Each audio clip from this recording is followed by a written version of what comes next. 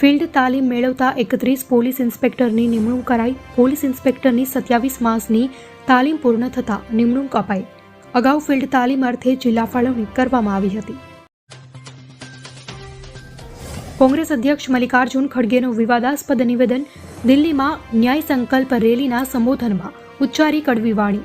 ખડગેએ booth કાર્યકરોનો દાખલો શ્વાન સાથે બેસાડ્યો. જૂનાગઢના તોડકાંડનો મામલામાં મહત્વના સમાચાર. આરોપી તરલ ભટ્ટને 7 તારીખ સુધીના રિમાન્ડ મંજૂર. એટીએસે આરોપી તરલ ભટ્ટના 14 દિવસના રિમાન્ડની માંગ કરી હતી. વેસ્ટર્ન ડિસ્ટર્બન્સના કારણે અહીં પડશે વરસાદ.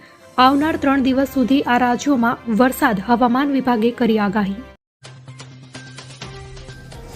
વેજલપુર વિધાનસભા સ્ટાર્ટઅપ સમારોહ યોજાયો. જે ઘરે બેઠા છે તેના માટે પણ વ્યવસ્થા કરાશે સીએમ. સ્ટાર્ટઅપના કારણે યુવાનોને નોકરી મળતી થઈ સીએમ. વલસાડના તિથલ રોડ પર એક જ દિવસમાં 2 લોકોના હાર્ટ એટેકથી મોત. ઘરેથી નોકરીએ જતા 51 વર્ષીય વ્યક્તિનું તિથલ રોડ પર હાર્ટ એટેકથી મોત.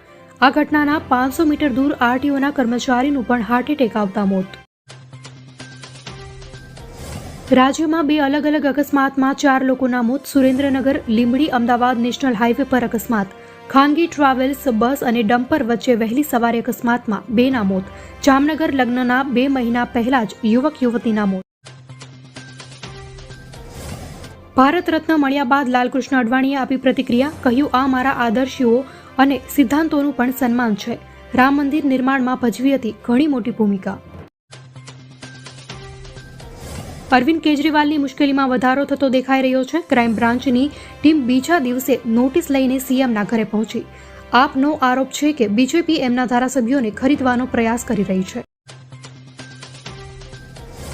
ભાજપ નેતા લાલકૃષ્ણ અડવાણીએ ભારત રત્ન આપવામાં આવશે. વડાપ્રધાન નરેન્દ્ર મોદીએ ટ્વીટ કરી કહ્યું, તેમનું યોગદાન અવિસ્મરણીય. 2009ની લોકસભા ચૂંટણીમાં બીજેપી તરફથી પીએમ પદ ઉમેદવાર હતા અડવાણી.